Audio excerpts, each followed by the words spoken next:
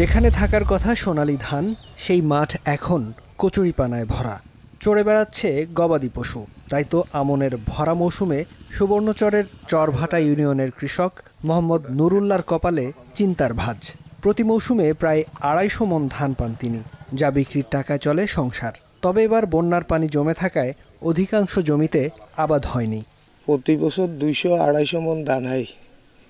এবারে পানির কারণে দাম দুইটামও হারিনো, ওয়াইটামও হারিনো, মানে হানির কারণে মার খেয়ে গেছি। পানি সরতেছে না, এখনও প্রচুর পানি জমিনে। জেলার হাজারো কৃষকের একই অবস্থা। ভয়াবহ বন্যায় জেলার অধিকাংশ আমন ক্ষেত তলিয়ে যাওয়ায় নষ্ট হয়েছে চারা। কিছু জমিতে একাধিকবার চারা দিলেও নষ্ট হয় সব। বন্যার ২ মাস পেরোলেও এখনও অনেক স্থানে জমে আছে পানি। এমন অবস্থায় জেলার শস্য ভাণ্ডার খ্যাত সুবর্ণচরের বেশিরভাগ কৃষকই দিশেহারা। অতিবৃষ্টির কারণে সম্পূর্ণ বীজ নষ্ট হয়ে গেছে পানিতে। পরবর্তী সময়ে আমরা আবার মার্কেট থেকে, এলাকা থেকে, বিভিন্ন জায়গা থেকে বীজ সংগ্রহ করে আনছি। আনার পরে দুর্ভাগ্য সেটাও নষ্ট হয়ে গেছে।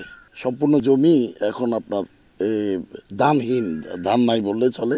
জলবদ্ধতার কারণে এই ক্ষেতগুলা চাষাবাদ হয় নাই। আর আদৌ আগামীতে হবে কি না এটা আমরা সন্দিহান। এখন এই জলবদ্ধতা নিষ্কাশন না হলে কৃষি নির্ভর থেকে আমরা অনেকটা পিছায় পড়ব। আগে কখনোই এভাবে ফসলের মাঠ খালি পড়ে থাকতে দেখেননি স্থানীয়রা, যার জন্য প্রাকৃতিক দুর্যোগের পাশাপাশি মানবসৃষ্ট কারণও রয়েছে বলছেন অনেকে।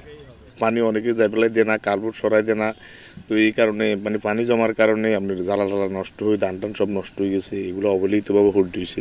শস্য এবং ধান কুচি মানি হইতে হারানো হানি আবদ্ধ হয়েছে। এখন আমরা খুব মানে অভাবে আছি। আমাদের প্রধান খালগুলো দখল এবং দূষণের কারণে এবং বন্ধ হয়ে যাওয়ার কারণে এই সুবর্ণচরের পানি কোথাও নিষ্কাশন হতে পারেনি। আমরা জোর দাবি জানাচ্ছি সুবর্ণচরের প্রধান খালগুলো অনতি বিলম্বে সংস্কার করা হোক। ফলন বিপর্যয়ের কথা স্বীকার করে দ্রুত বিকল্প ব্যবস্থা নেওয়ার কথা জানান জেলার কৃষি কর্মকর্তারা। আমাদের যে শীতকালীন যে সবজি এবং আমাদের হাইব্রিড এবং উপসি যে বড় ধানের বীজ এবং সার, এই সহায়তাগুলো আমাদের এখন কার্যক্রমগুলো চলছে। সর্বমোট প্রায় আমার যতদূর জানি আমি ২২,০০০ কৃষককে সম্ভবত সুবর্ণচরে এবার প্রণোদনা দেওয়া হবে। চলতি মৌসুমে জেলায় ১,৭৪,১৪৫ হেক্টর জমিতে আমন চাষের লক্ষ্য নির্ধারণ করে কৃষি বিভাগ, যার মধ্যে অনাবাদি রয়ে গেছে ৫০,৪১৮ হেক্টর জমি। এখন নোয়াখালী।